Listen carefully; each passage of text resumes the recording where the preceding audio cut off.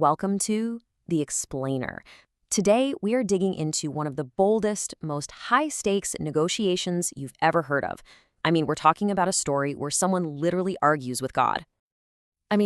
How do you argue with the judge of all the earth? It's a question that probably sounds impossible, right? But that's exactly what we're looking at today.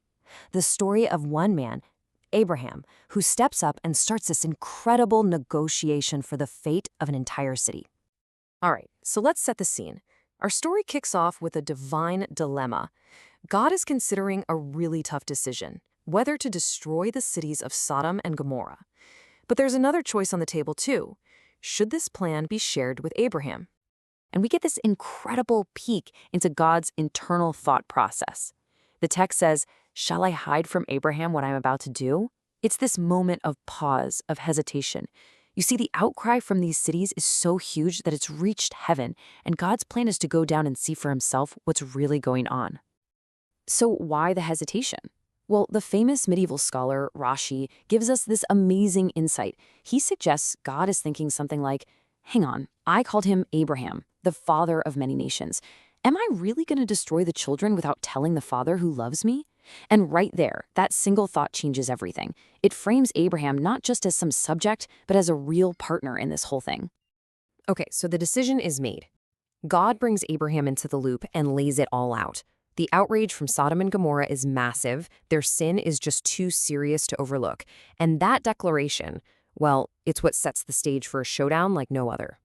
So, as God's messengers, the angels, start heading towards Sodom to do their thing, what does Abraham do? Does he back away in fear? Nope. He does the complete opposite. He draws near. He steps forward. And listen to his opening line. It is powerful. Will you sweep away the innocent along with the guilty?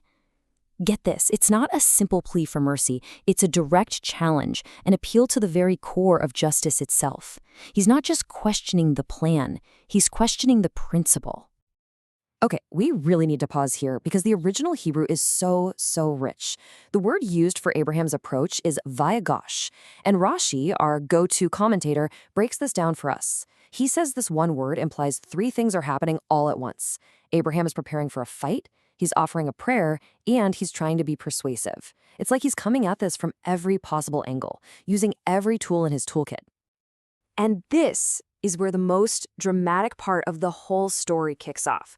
We're talking a tense, high-stakes bargaining session. It's basically a countdown for survival, and the lives of thousands of people are literally hanging in the balance. So Abraham starts the bidding high.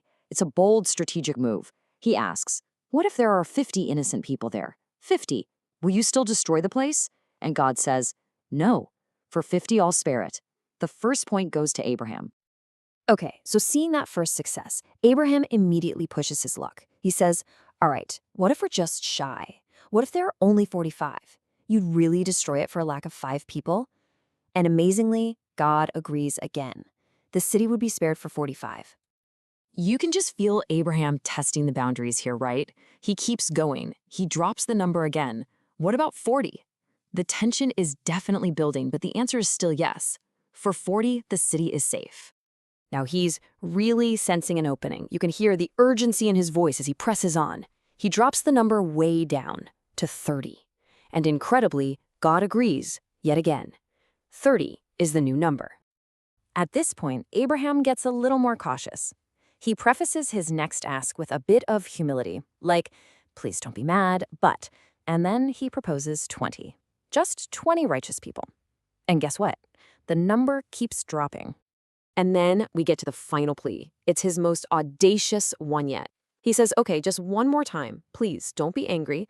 And he asks about 10, just 10 righteous people. The absolute minimum for a community. And God makes the final promise. For the sake of the 10, I will not destroy it. And that's it. The bargaining is over. So, the big question is, how? How did a mortal man pull off this unbelievable negotiation? Well, his strategy was this brilliant mix of being incredibly bold with his moral arguments, but also showing this deep, almost calculated humility. And this is really the key to the whole thing.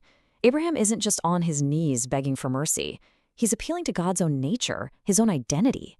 He basically says, "Far be it from you, shall not the judge of all the earth do what is just?" He's arguing that for God to act unjustly would be to go against his very self.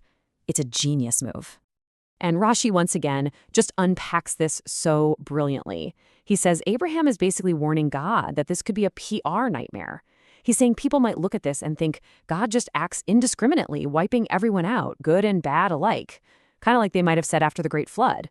This whole argument is about God's reputation, his credibility as a just judge.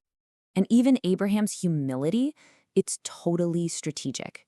When he says, "I am but dust and ashes," Rashi points out this isn't just him putting himself down. No, it's a very subtle, very powerful reminder. He's basically saying, hey, remember me. I should have been dust from those kings I fought and ashes from Nimrod's furnace. But you showed me mercy. You saved me. I'm just asking you to act with that same mercy now.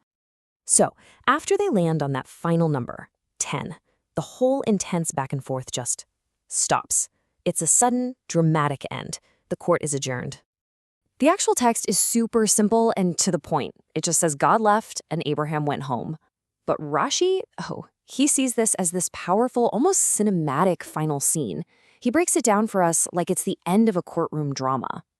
And just look at how Rashi frames it. It's the end of the trial, right? The dialogue is over. The judge, that's God, departs the scene. The defense advocate, Abraham, he returns home. And now, with the terms set, the prosecutors, the angels, they proceed to Sodom to carry out the sentence. And the story just ends there. The negotiation is finished. It leaves us hanging, really, forced to think about the power of what just happened. It makes you wonder, doesn't it? What does it truly take for one person's voice, armed with nothing but moral courage, to stand up and try to change the course of destiny?